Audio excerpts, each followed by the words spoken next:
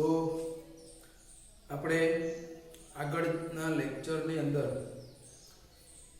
જે આપણો બંધના પ્રાચલોની જે ચર્ચા કરતા હતા એ બંધ પ્રાચલોની અંદર છેલ્લે આપણે જે દ્વિધ્રુવ ચાક માત્રા એટલે કે જે બંધની ધ્રુવીયતા છે, પોલારિટી જે છે, તેની અંદર આપણે કીધું હતું તે મુજબ કે કોઈ પણ સહસંયોજક બંધ હોય એને થોડા અંશે છે તે આયનિક લાક્ષણિકતા હોય અને કોઈ પણ જે આપણો આયોનિક બંધ હોય છે તેની થોડા ઘણા અંશે છે તે સહસંયોજક લાક્ષણિકતા છે. સહસંયોજક બંધની આયોનિક લાક્ષણિકતા આપણે દ્વિધ્રુવ ચાક માત્રા વડે માપી શકીએ અને આયોનિક બંધની સહસંયોજક લાક્ષણિકતા કેટલી હશે તેના માટે આપણે ફજાનનો નિયમ છે તે છેલ્લે છે તે જોયો હતો. હવે આપણે એમનાથી છે તે થોડું જો આગળ વધવું હોય તો એટલે આમ જોવા જઈએ તો બેઝિકલી આપણે જે 4 થિયરી ભણવાની વાત કરેલી હતી આપણે કોસેલ લુઈસ અભિગમ, VSEPR થિયરી, VB થિયરી અને એમઓ થિયરી. તો એ પૈકી અહીંયા જે પહેલી થિયરી છે તે હું પૂરી કરું છું એટલે કે જે આપણે લુઈસ કોસેલ અભિગમ છે તે અત્યાર સુધી ભણતા હતા તે અહીંયા આપણે પૂરી થઈને હવે આપણે VSEPR થિયરી બીજી જે આપણી છે તેની અંદર આપણે જઈ રહ્યા છીએ. તો પહેલા તો VSEPR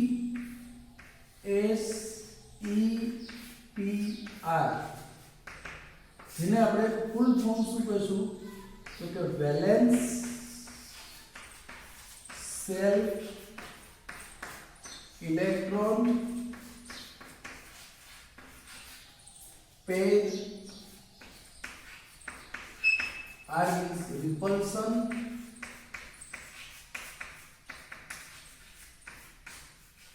theory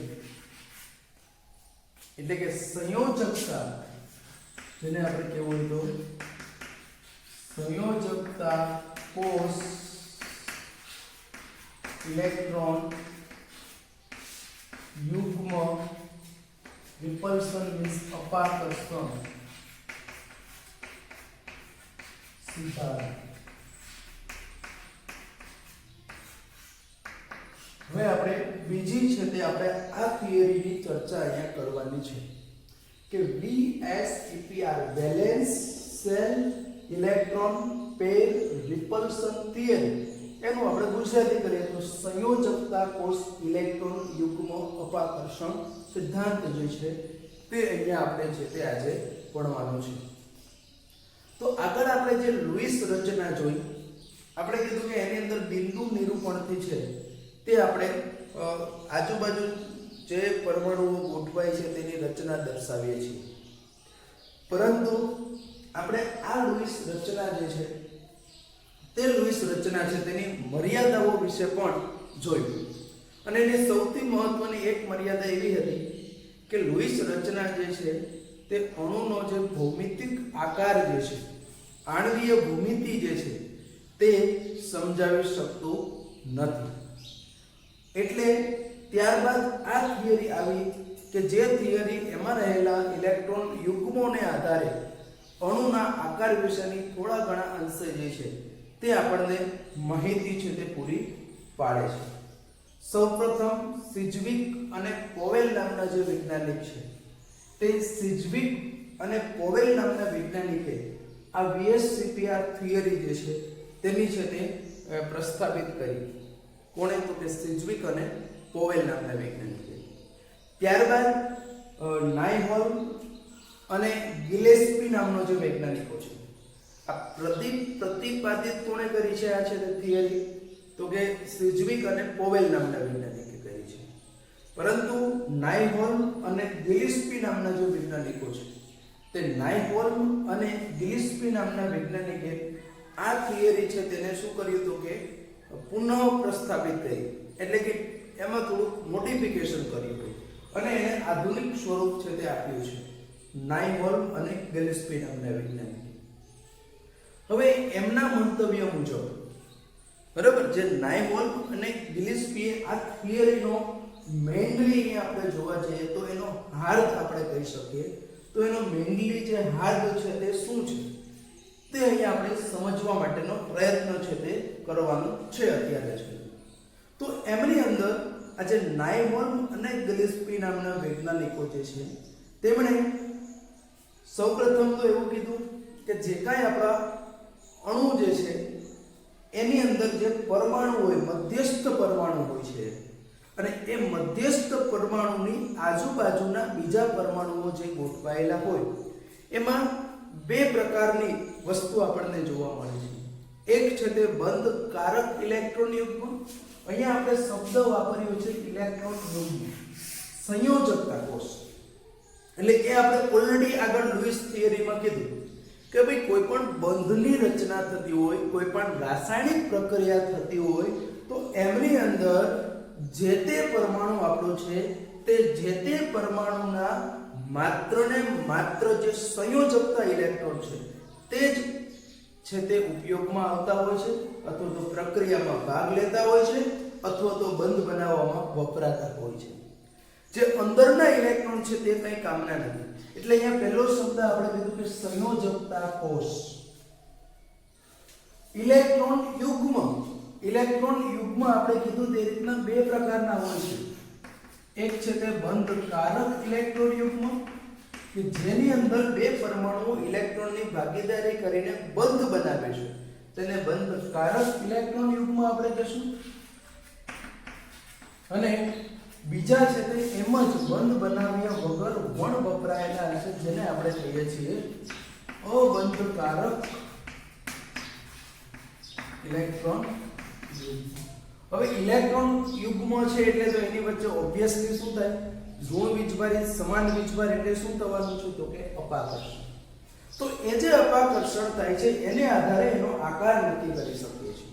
એટલે એ નાયબોર્ન અને ગિલેસ્પીએ જે છે તેની જે અભિધારણાઓ છે તે આપણે સમજવા માટેનું છે તે સૌપ્રથમ છે તે આપણે શું કરીશું? તો કે પ્રયત્ન છે તે અહીંયા આપણે છે તે કરવાનો છે. અને એની અંદર તો એણે જે એની જુદી જુદી અભિધારણાઓ છે એમાંથી સૌપ્રથમ એણે શું કીધું? તો કે જે અણુનો જે આકાર જે છે તે અણુનો આકાર મધ્યસ્થ પરમાણુની આજુબાજુ રહેલા ઇલેક્ટ્રોન યુગ્મો, એટલે એમાં બંને પ્રકારના ઇલેક્ટ્રોન યુગ્મો જે શબ્દ વપરાય એટલે એમાં બંને આપણે ધ્યાનમાં લેવા પડશે. Bonding and non bonding, bonding electron pair and non bonding electron pair. એટલે કે બંધકારક ઇલેક્ટ્રોન યુગ્મ અને અબંધકારક ઇલેક્ટ્રોન યુગ્મ, આ બંનેને આપણે અહીંયા ધ્યાનમાં લેવાના છે. તો મધ્યસ્થ પરમાણુની આજુબાજુ રહેલા ઇલેક્ટ્રોન યુગ્મો કે બંધકારક અને અબંધકારક ઇલેક્ટ્રોન યુગ્મની ગોઠવણીને આધારે, એની જે ગોઠવણી છે તેને આધારે જે તે અણુનો છે તે આકાર નક્કી થાય છે. બરોબર? એને આધારે છે તે આકાર નક્કી થાય છે. પહેલું જ એને એવું કીધું. હવે એક્ચ્યુઅલી આ ઇલેક્ટ્રોન યુગ્મ શું છે? તો કે આ જે ઇલેક્ટ્રોન યુગ્મ છે તે કેવા છે? તો કે ઇલેક્ટ્રોન યુગ્મો જે છે તે બંધકારક હોય કે પછી અબંધકારક હોય. પણ આ ઇલેક્ટ્રોન યુગ્મો છે તે શું છે? તો કે આ ઇલેક્ટ્રોન યુગ્મો છે તે ઋણભારિત વાદળ છે, બીજું કંઈ નથી. એ શું છે? તો કે ઋણભારિત વીજભારિત અથવા તો ઋણ વીજભારિત વાદળ છે આ છે. અને ત્રીજા પોઈન્ટની અંદર એ ઇલેક્ટ્રોન યુગ્મો છે તે ઋણભારિત હોવાથી, એટલે કે સમાન વીજભાર હોવાથી, સમાન વીજભાર હોવાથી એમની વચ્ચે શું થાય છે? તો કે અપાકર્ષણ થાય છે. અને અપાકર્ષણ થાય એટલા માટે તે અવકાશની અંદર આ જે બંધકારક અને અબંધકારક ઇલેક્ટ્રોન યુગ્મો છે તે અવકાશની અંદર એવી રીતે ગોઠવાય છે કે જેથી એમની વચ્ચેનું અપાકર્ષણ કેવું હોય? તો કે એમની વચ્ચેનું જે અપાકર્ષણ છે તે ઓછામાં ઓછું હોય. એમની વચ્ચેનું જે અપાકર્ષણ છે તે ઓછામાં ઓછું થાય તે રીતને છે તે અવકાશની અંદર છે તે આ ઇલેક્ટ્રોન યુગ્મો છે તે શું થતું હોય છે? તો કે આ ઇલેક્ટ્રોન યુગ્મો છે તે ગોઠવાતા હોય છે. સાથે સાથે એને એવું કીધું કે સંયોજકતા કોષ છે તેને આપણે વર્તુળાકાર કન્સિડર કરીએ છીએ અને એટલા માટે જે ઋણભારિત વાદળ છે તેને આપણે કેવું લઈએ છીએ તો કે વર્તુળાકાર તરીકે છે તે આપણે ધ્યાનમાં છે તે લઈએ છીએ. ત્યારબાદ એને સૌથી મહત્વની વાત કરી કે જ્યારે બહુબંધ હોય,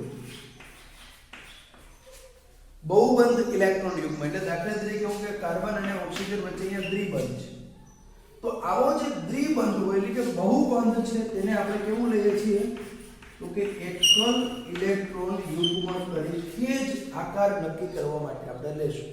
એ આવશે ત્યારે હું તમને સમજાવીશ આ વસ્તુ શું કહેવા માંગે છે.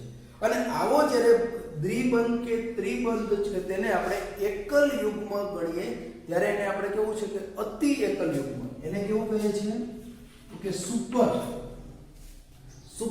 એટલે કે અતિ, એને આપણે કેવું કહીએ છીએ તો કે એને છે તે આપણે અતિ એકલ યુગ્મો છે તે કહી શકીએ છીએ. જે આપણે જોયું કે જુદી જુદી સંસ્પંદન રચનાઓ, આગળ જે આપણે જોયું ને રેઝોનન્સ સ્ટ્રક્ચર, વિવિધ સ્વરૂપો, સંસ્પંદન, સંકર બંધારણ આપણે જે આગળ જોયું છે તે આવી જો જુદી જુદી સંસ્પંદન રચના હોય તો કોઈ પણ રચના માટે આપણે VSEPR થિયરી છે તે લાગુ પાડી શકીએ છીએ.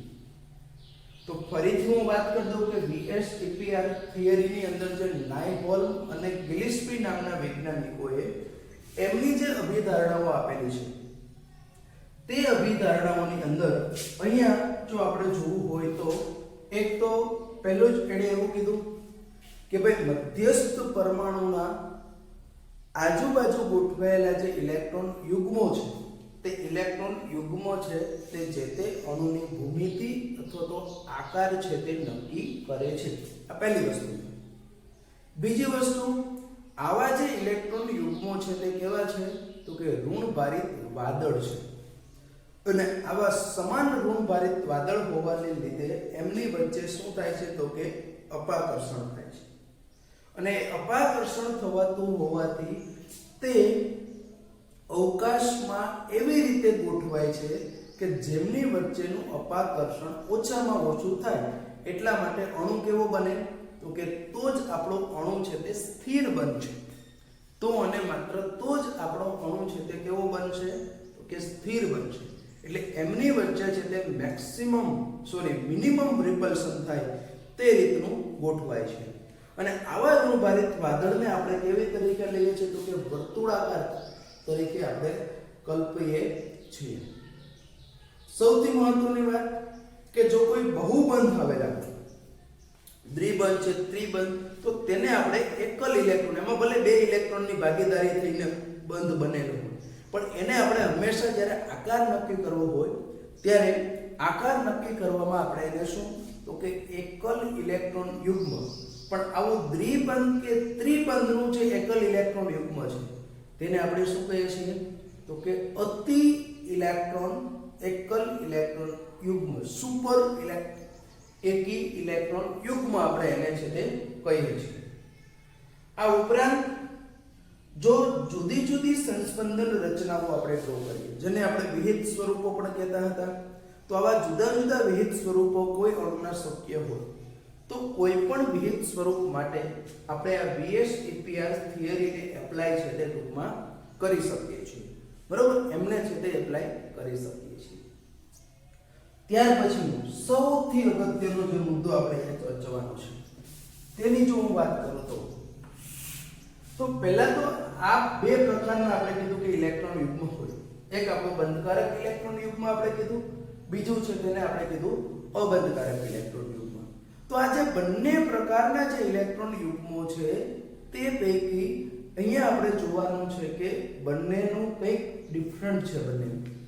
અને એ કોણે સમજાવ્યું તો કે નાયપોલ અને ગિલિસ્પીએ સમજાવ્યું કે આ જે બંધકારક ઇલેક્ટ્રોન યુગ્મ છે તે અને અબંધકારક ઇલેક્ટ્રોન યુગ્મો છે આ બંનેમાં છે તે તફાવત છે. શું તફાવત હોય તો કે બંધકારક ઇલેક્ટ્રોન યુગ્મ છે તે બંધિત છે, એટલે કે એમનાથી પરમાણુઓ જોડાયેલા છે, એટલે તે શું છે બંધિત છે એટલે ઓછો અવકાશ રોકે છે, ઓછી જગ્યા રોકે છે. જ્યારે અબંધકારક ઇલેક્ટ્રોન યુગ્મો છે તે અબંધકારક ઇલેક્ટ્રોન યુગ્મો કેવા છે તો કે મુક્ત છે, કોઈની જોડે તે બંધાયેલા નથી અને મુક્ત હોવાથી તે શું કરે છે તો કે આવા ઇલેક્ટ્રોન યુગ્મો છે તે અવકાશમાં વધારે જગ્યા રોકે છે, તે છે તે અવકાશમાં વધારે જગ્યા રોકે છે. આને આપણે કહીએ છીએ કે બોન્ડિંગ પેર, બોન્ડ પેર ઇલેક્ટ્રોન, અને આને આપણે કહીએ છીએ લોન પેર ઇલેક્ટ્રોન.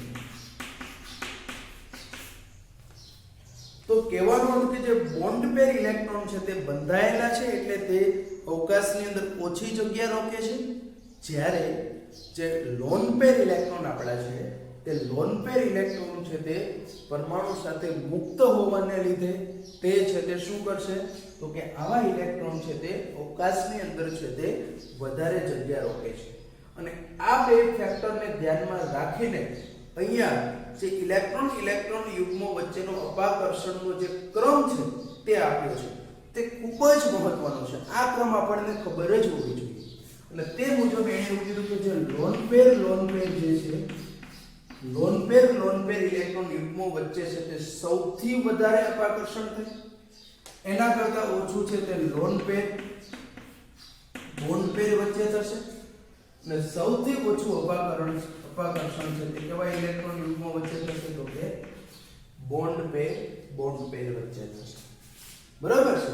એટલે જે લોન પેર જે ઇલેક્ટ્રોન યુગ્મો છે એમની વચ્ચે છે તે મેક્સિમમ રિપલ્શન થશે, એમના કરતા ઓછું છે તે લોન પેર બોન્ડ પેર વચ્ચે થશે, અને સૌથી ઓછું અપાકર્ષણ છે તે બોન્ડ પેર.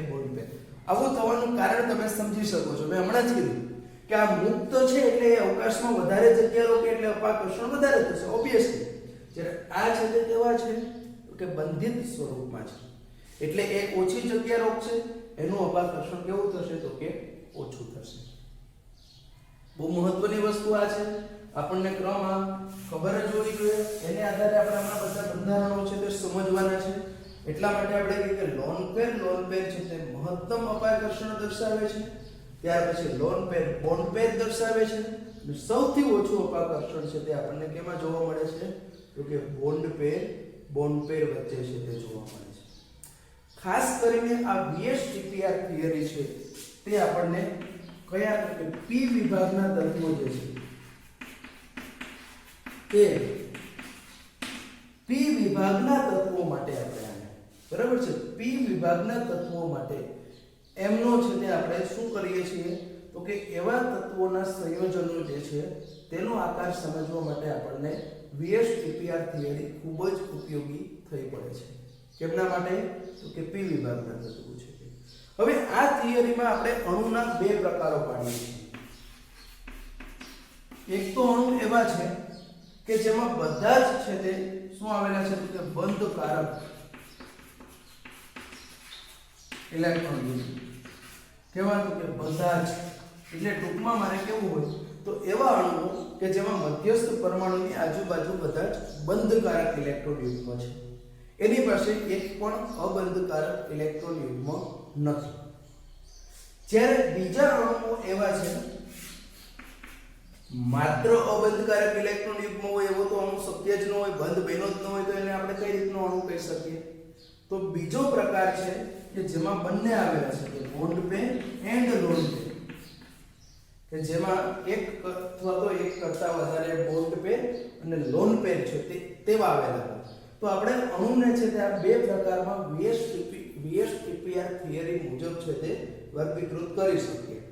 કે એક છે કે જેમાં બધા જે આવેલા છે તે ઇલેક્ટ્રોન યુગ્મો છે તે કેવા છે કે બંધકારક છે એવા અણુ, અને બીજા જે પ્રકારના અણુઓ છે કે તેમાં બંને પ્રકારના ઇલેક્ટ્રોન યુગ્મો આવ્યા છે, બોન્ડ પેર પણ આવ્યા છે અને લોન પેર પણ આવ્યા છે.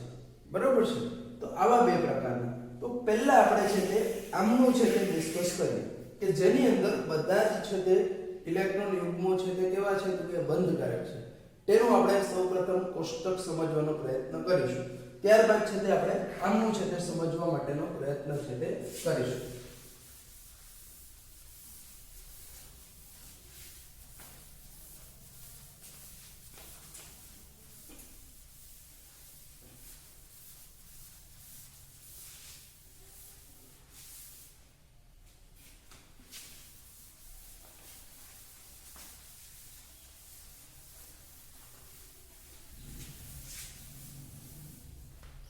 ઓકે, તો એ આપણે જ્યારે સમજવાનું છે કે જેની અંદર છે તે આપણે કહીશું કે બધા જ કેવા છે તો કે બંધકારક ઇલેક્ટ્રોન યુગ્મ છે તેવા એનું આપણે અહીંયા એક ટેબલ બનાવવાનું છે.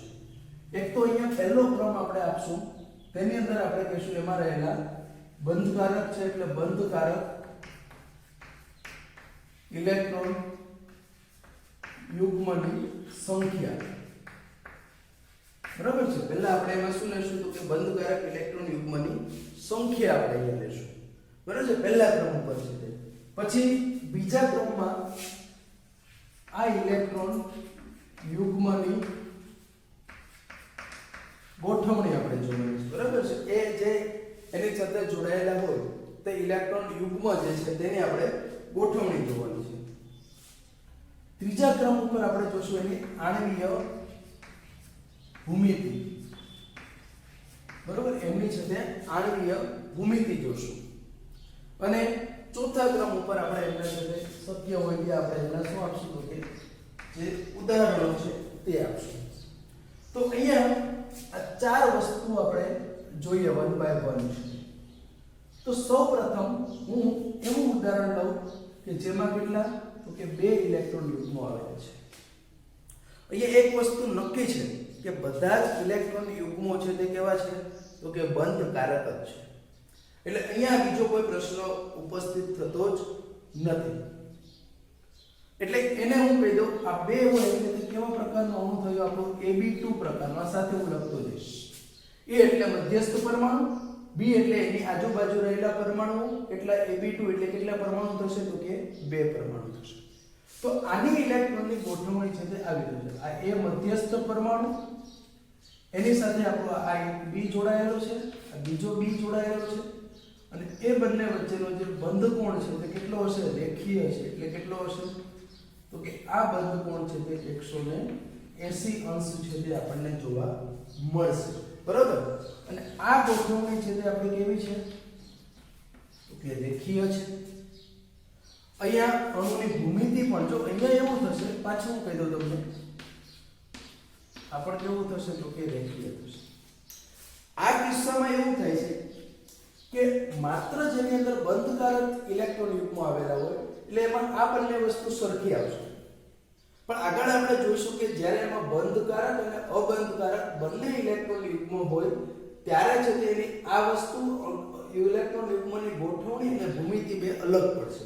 પણ આ કિસ્સામાં આપણે લગભગ કેવી હશે તો કે સમાન જ હશે. બરાબર. અહીંયા છે તે આપણે જોઈશું તે એની ગોઠવણી કેવી હશે તો કે બંનેમાં સમાન જ હશે.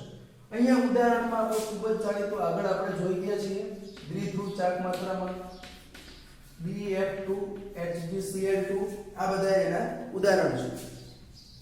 BeCl2 પણ લઈ શકીશ. તો આ આપણું છે તે એવું ઉદાહરણ લીધું કે જેમાં છે તે બે. હવે આપણે પહેલો પ્રશ્ન છે કે એવું કેમ આપણે કહી શકીએ કે તે 180 અંશે જ ગોઠવાશે.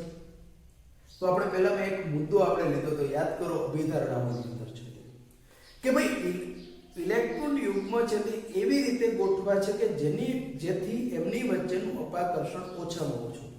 આ 180 હોય એટલે સૌથી મેક્સિમમ અંતરે છે એકબીજાથી દૂર. એટલે આ અંતરે એમની વચ્ચેનું અપાકર્ષણ છે તે કેવું થશે નહિવત, ઓછામાં ઓછું થશે.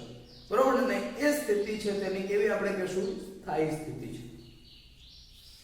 ત્યાર પછી હું બીજું ઉદાહરણ લઉં, એમાં બંધકારક ઇલેક્ટ્રોન યુગ્મની સંખ્યા 3 લઈશ. એટલે તે આપણો કેવો બનશે તો કે Ab3 પ્રકારનો. એટલે કે જેની અંદર છે તે A છે તે આપણો મધ્યસ્થ પરમાણુ છે અને એની સાથે જે જોડાયેલા જે ઇલેક્ટ્રોન યુગ્મો છે, અહીંયા હું ખાલી ઇલેક્ટ્રોન યુગ્મ દર્શાવું તો પણ ચાલશે. બરાબર છે. અહીંયા હું અત્યારે બંધકારક ઇલેક્ટ્રોન યુગ્મ જ દર્શાવું છું. તો Ab3 માં એ આપણો મધ્યસ્થ પરમાણુ છે અને એની સાથે કેટલા 1 2 અને 3 જે છે તે મધ્યસ્થ પરમાણુઓ છે તે ગોઠવાયેલા હોય છે. અને એ બધા વચ્ચેનો જે ખૂણો છે તે આપણને કેટલો જોવા મળશે? દરેકે દરેક છે તેમની વચ્ચેનો ખૂણો છે તે 120 અંશનો છે. અને આ જે રચના છે તે આપણે કેવી રીતે એક જ સમતલની અંદર જે છે તે બધા ગોઠવાયેલા છે. એટલે આ જે રચના આપણી છે તે કેવી તો કે સમતલીય સમત્રિકોણીય એ તો પણ ચાલે સમત્રિકોણીય એક જ સમતલમાં એ અહીંયા આવેલો છે એટલે સમતલીય કહેવાય ત્રિકોણ જેવી રચના છે ને ત્રિકોણીય પણ સમ એટલે કે એમાં ત્રણે ત્રણ વચ્ચેના બંધ કોણ 120 જ હશે એટલે એની જે છે તે આણવીય ભૂમિતિ કેવી થશે તો કે a આ b આ b અને આ b અહીંયા તમને અલગ દેખાય એટલે હું ડોટેડ લાઈન થી ઇન્ડિકેટ કરું છું ત્રિકોણીય રચના કઈ રીતની બને છે બરાબર આ આપણી છે સમતલીય સમત્રિકોણીય રચના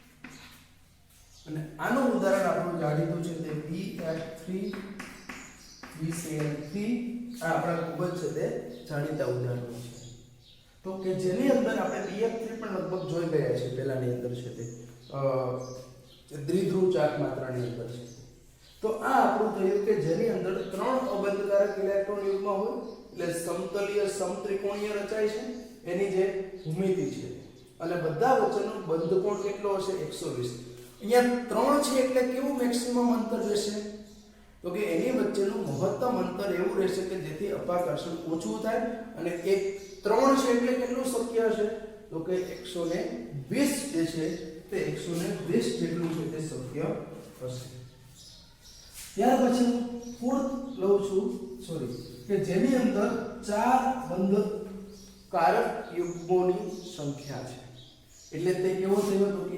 AB4 પ્રકારનો છે તે આપણો કેવો છે AB4 છે એટલે કે જેની અંદર A આપણો છે તે મધ્યસ્થ પરમાણુ છે એની સાથે જે 1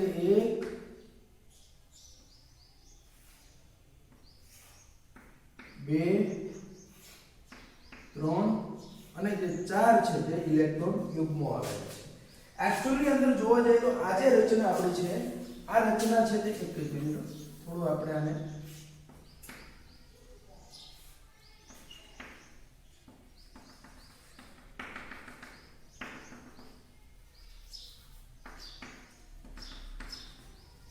આ રચનાને આપણે કહીએ સમચતુષ્ફલકીય આ બધા આકાર છે તે આપણે મોડેલ એટલે કે નમૂનાનો ઉપયોગ કરીને પણ હું તમને બતાવી શકું અને તમને હું બતાવીશ પછી બરાબર છે આપણે જ્યારે સમકરણ વાળો આકાર જોશું ત્યારે હું તમને નમૂનો એનો બતાવીશ કે કઈ રીતની એની એક્ચ્યુઅલ 3 ડાયમેન્શન આ બંને તો સમતલીયતા એટલે સમજી શકીએ પણ આમાં એવું નથી આમાં એ સાથે જોડાયેલો એક બે પરમાણુઓ સમતલમાં છે જ્યારે બે પરમાણુઓ સમતલની બહાર છે એટલે એની રચના છે તે કેવી થશે તો કે સમચતુષ્ફલકીય રચના થશે અને આ સમચતુષ્ફલકીયમાં દરેક વચ્ચેનો બંધ કોણ કેટલો હશે તો કે 109. એપ્રોક્સિમેટલી હું કહું કે 109.5 અંશ જે છે તે એનો શું હશે તો કે બંધ કોણ છે અને એમની જો આપણે આ રચના જો દર્શાવી તો સેમ જ હશે આ B આ B આ B અને એમનો છે તે આ B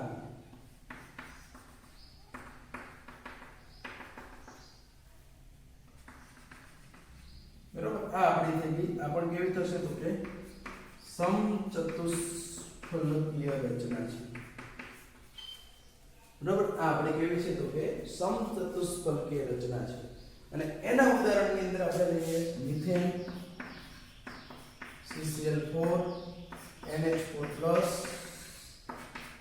આ બધા જ છે એટલે જો હું મિથેન લઉં તો અહીંયા કાર્બન અહીંયા હાઇડ્રોજન 4 લેશ NH4 લો તો અહીંયા નાઇટ્રોજન અહીંયા 4 આપણા છે તે હાઇડ્રોજન લેશો તો આ પ્રકારની ટૂંકમાં રચના છે તેને આપણે કહીએ સમચતુષ્ફલકીય રચના કે જેની અંદર કેટલા છે તો કે 4 છે તે શું આવેલું છે તો કે બંધકારક ઇલેક્ટ્રોન યુગ્મો છે તે અહીંયા આવેલા છે ત્યાર પછી આગળ આપણે લેવાનું છે 5 6 અને 7 એટલે હજી 3 બાકી છે પણ એના માટે મારે બોર્ડ છે તે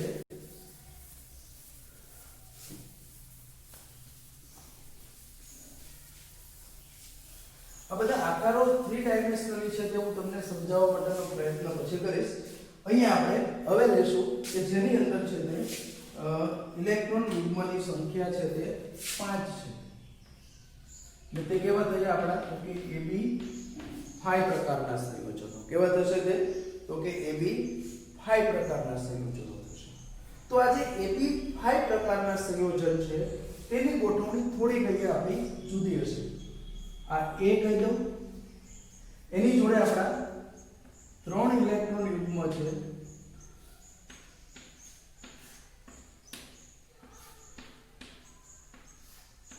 કુલ થઈ ગયા 5 1 2 3 4 અને 5. એમાં તમે જો એક જે આ રચના આપણી છે તે ત્રિકોણીય રચના છે. એટલે એક આ A છે, A સાથે આપણા 3 જે જોડાયેલા 1 2 અને આ 3 જે જોડાયેલા છે તે ત્રિકોણીય રચના છે અને તે એકબીજા સાથે 120 ના ખૂણે છે. અને બાકીના બે હશે તે એક અહીંયા હશે 90 અંશના ખૂણે, બીજું અહીંયા હશે તે 90 અંશના ખૂણે હશે. સમતલ ને 90 અંશ. એટલે આ 3 ત્રિકોણીય જે રચના થઈ આપણી તે કેવી હશે? તો આ જે ત્રિકોણીય રચના થઈ તે આપણી સમતલની અંદર આવેલા છે. અહીંયા 1 2 3 અને બાકીના બે છે તે એક સમતલની ઉપર, બીજું સમતલની નીચે. એટલે કે આ બેની રચના છે તે આવા પ્રકારની હશે.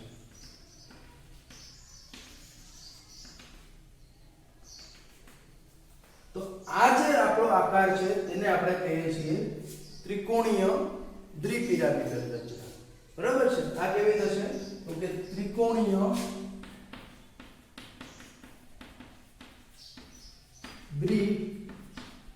દ્વિપિરામિડલ રચના થશે કે જેમાં આ બંધકોણ છે તે કેટલા હશે? 120 ના હશે. જ્યારે આ બંધકોણ છે તેમની વચ્ચે કેટલા હોય? તો કે 90 ના છે. આ ત્રણે એકબીજા સાથે 120 ના બંધકોણ હશે અને આ બે વચ્ચે જે છે તેને આપણે 90 અંશના ખૂણે લેશું. અને એમાં આ છે તેને આપણે શું કહીએ છીએ? તો કે આ બે છે તેને અક્ષીય બંધ કહેવાય. આપણે આ બધું ભણીશું આગળ ફરી પાછું. અને આ જે 3 બંધ છે તેને આપણે વિષુવવૃત્તીય, બરાબર, આને આપણે અક્ષીય બંધ કહીએ છીએ. આને આપણે છે તે કેવા કહીએ છીએ? જે 3 રહ્યા તેને આપણે વિષુવવૃત્તીય બંધ કહીએ છીએ. તો એ મુજબ એની જો ભૂમિતિ હું લખીશ તો A B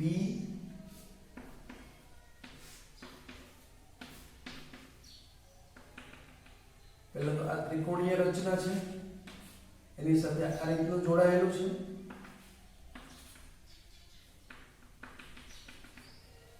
બરાબર છે?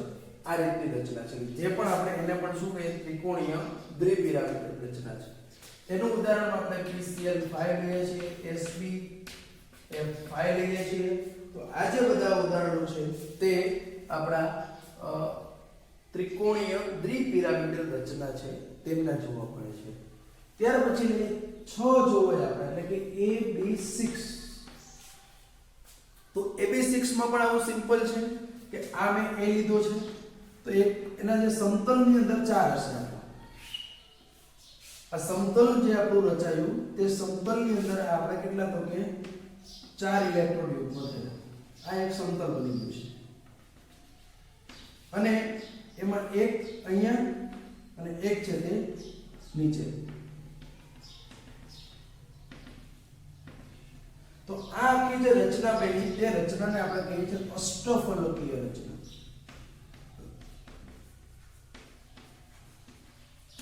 કે જેમાં દરેક વચ્ચેનો જે બંધકોણ છે તે કેવો હશે?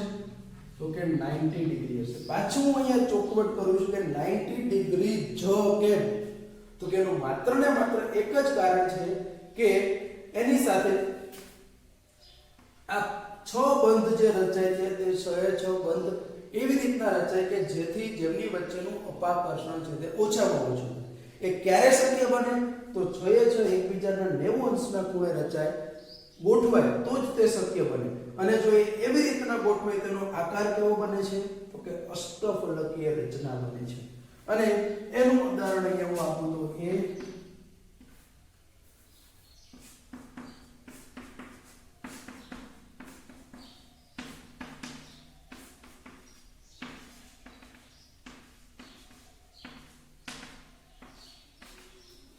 અને એમાં દરેકનો છે તે 90 અંશ છે. અહીંયા દરેક બંધ સમાન છે. એટલે આ એક્ચ્યુઅલ રચના કેવી થઈ?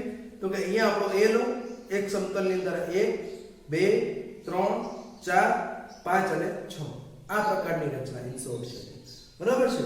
દાખલા તરીકે અહીંયા જે છે, અહીંયા આપણો કેન્દ્રસ્થ પરમાણુ હોય તો આ 1 2 3 4 અને એક ઉપર અને એક છે તે નીચે. ત્રિકોણીય દ્વિપિરામિડલમાં કેટલો ફેર હતો? એક મધ્યસ્થ, આ 1 આ 2, ત્રીજું માત્ર અહીંયા હતું. જ્યારે અહીંયા છે તે બંને બાજુ છે, એક ઉપર એક નીચે. આ પ્રકારની જે રચના છે એને આપણે કીધું અષ્ટફલકીય રચના. અને એનું ઉદાહરણ છે તે આપણું SF6, બરાબર. એ ઉદાહરણમાં આપણે જોવાનું છે તે SF6 ની અંદર જોવાનું છે. તો આ આપણું થયું AB6 પ્રકારનું જે બંધારણ છે તે અહીંયા આપણે સમજવા માટેનો છે તે પ્રયત્ન છે તે કર્યો છે. હવે આપણે લાસ્ટ લઈ લઈએ AB7. છને બદલે હું 7 બંધકારક ઇલેક્ટ્રોન યુગ્મ લઈ લઉં, એને હું કહી દઉં AB7.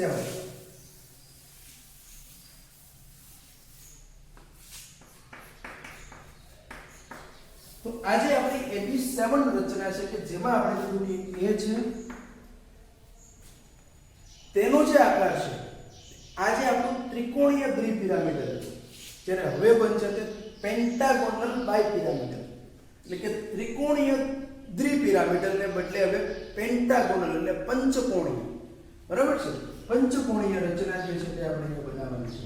1 2 3 4 5.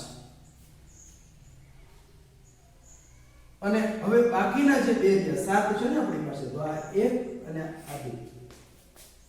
તમે જો પંચકોણ ક્યાં બન્યો છે, આ બધી જગ્યાઓ ઉપર આપણે છે તે શું દર્શાવીશું કે બધી જ જગ્યાઓ ઉપર બંધકારક ઇલેક્ટ્રોન યુગ્મો છે. હવે જો પંચકોણ ક્યાં રચાયો છે તે તમે જોજો.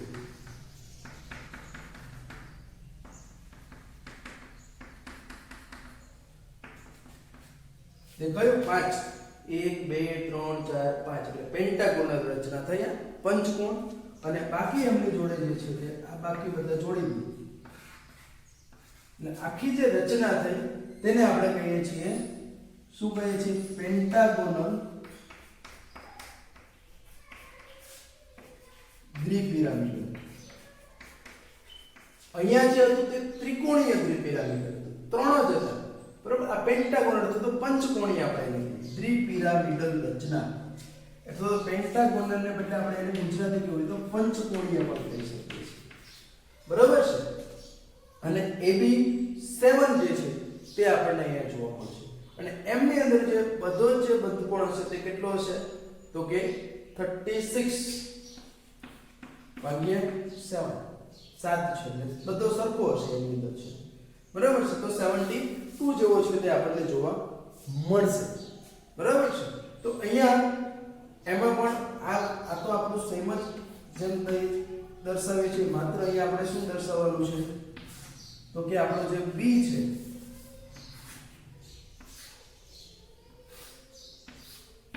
આ B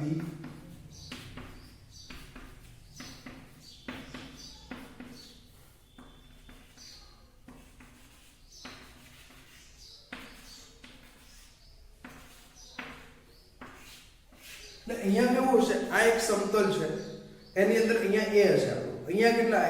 એક B, બીજો B, ત્રીજો B, ચોથો B અને પાંચમો B અહીંયા હશે. 5 થઈ ગયા, છઠ્ઠું અહીંયા, સાતમું અહીંયા. આ પ્રકારની રચના હશે, બરાબર છે. આ પ્રકારની રચના 1 2 3 4 5 સમતલમાં છે, પંચકોણીય. અને એક ઉપર એક નીચે આપણને જોવાનું છે. એટલે આને પણ આપણે કહીએ પેન્ટાગોનલ દ્વિપિરામિડલ રચના. અને આ પેન્ટાગોનલ દ્વિપિરામિડલ નું ઉદાહરણ છે તે આપણું IF7 એટલે મધ્યસ્થ પરમાણુ આપણો આયોડિન, એની સાથે 1 2 3 4 5 6 અને 7 જે છે તે શું જોડાયેલો હશે તો કે ફ્લોરિન છે તે જોડાયેલા હશે. તો આ પ્રકારની જે રચના છે તેને આપણે AB7 માં લઈએ છીએ. તો અહીંયા જે આપણે અત્યારે જે ડિસ્કસ કર્યું છે એમની અંદર આપણે કેવા લીધા કે જે સંયોજનોની અંદર મધ્યસ્થ પરમાણુની આજુબાજુ માત્ર ને માત્ર છે તે બંધકારક ઇલેક્ટ્રોન યુગ્મો જ આવેલા હોય તેવી રચના, જેમાં 2 હોય તો રેખીય રચના, 3 હોય તો સમતલીય સમત્રિકોણીય રચના, 4 હોય તો સમચતુષ્ફલકીય રચના, 5 હોય તો ત્રિકોણીય દ્વિપિરામિડલ રચના, 6 હોય તો અષ્ટફલકીય રચના અને 7 હોય તો આપણું શું થશે તો કે પેન્ટાગોનલ દ્વિપિરામિડલ રચના. આ આપણે યાદ રાખી જ દેવાનું છે. આ આપણે બીજો જે પાઠ ભણવાના છે કે જેમાં બંધકારક અને અબંધકારક bond pair and lone pair બંને પ્રકારના ઇલેક્ટ્રોન હશે. તો એમાં આ વસ્તુ તો આવવાની જ છે. એટલે આટલું તો આપણે બરાબર મગજની અંદર છે તે ઉતારીને યાદ રાખી જ લેવાનું છે. બરાબર. તો આજે આપણે માત્ર આ રાખીએ. હવે પછીનું જે લેક્ચર છે તેની અંદર આપણે બંને પ્રકારના જેની અંદર બોન્ડ પેર અને લોન પેર આવતા હોય તેવા સંયોજનોની આકાર વિશેની જે ચર્ચાઓ છે તે હવે પછી આપણે કરીશું.